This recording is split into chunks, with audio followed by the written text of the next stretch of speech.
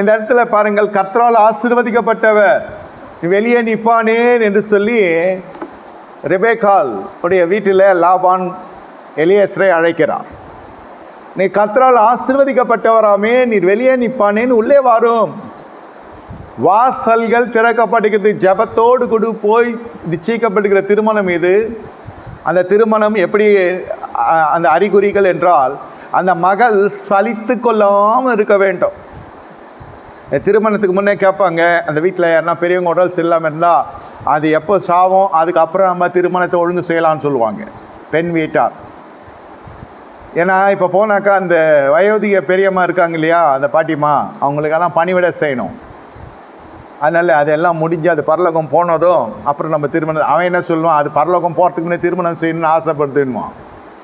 இப்படியாக சில காரியங்கள் எல்லாம் நல்ல வரன்கள் இதனால் தட்டு கழிக்கப்பட்டுரும். ஏன்னா கொஞ்சம் சகிப்புத்தன்மை போனோன்னா அது எல்லாம் பணிவிட காரியம் போல இவ்வளோ நடத்துவாங்கன்ட்டு இந்த அம்மாவோட நினைப்பு, இந்த குடும்பத்தாரோட நினைப்பு. ஏன் அதை சொல்லியிருந்தாலும் இந்த ரெபேக்காளுடைய குணாதிசயங்க பார்க்குற பொழுது, உமக்கும் தண்ணீர் வார்க்கிறேன், உங்களுடைய ஒட்டகங்களுக்கும் தண்ணீர் வார்க்குன்னு சொல்லுகிறதான கருத்து என்னவென்றால், ஒட்டகம் தண்ணீர் எவ்வளோ குடிக்கணும் உங்களுக்கு தெரியும். தண்ணி இல்லாமல் இருந்தாலும் இருக்கும், குடிக்க ஆரம்பிச்சதுனாக்கா கொடுத்து கொண்டே இருக்கும். மனுஷனுக்கு கொஞ்சம் வார்க்கலாம், தவறு இல்லை.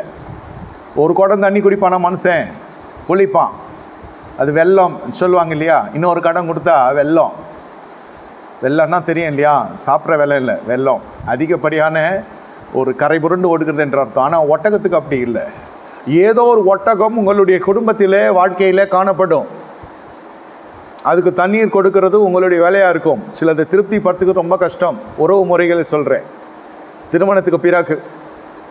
ஆனால் ஆணாக இருக்கட்டும் பெண்ணாக இருக்கட்டும், இப்படிப்பட்ட குடும்பங்கள் வந்த உடனே என்ன செய்வாங்கன்னா, ஐயே இது எனக்கு கர்த்தர் கொடுக்கல குடும்பம் இல்லை, எங்கள் அப்பா சரியாக தவறாக பார்த்துட்டாரு, எங்கள் அம்மா விசாரிக்கலை, எங்கள் குடும்பத்தில் இது பிரச்சனை இருக்குது, அந்த பிரச்சனை, எதையாவது ஒன்று சொல்லி அந்த திருமணத்தை, ஆசீர்வாதமான திருமணத்தை கூட அலங்கோலப்படுத்தி கொள்ளுகிறவர்கள் உண்டு.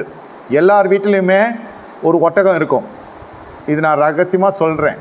ஒட்டகம்னா இப்போ யாரும் பட்ட பேர் வச்சுட்டு போகிறீங்க மாமியாருக்கு, அப்படி சொல்லலை. எது செஞ்சால் அது ரொம்ப demands will be too high.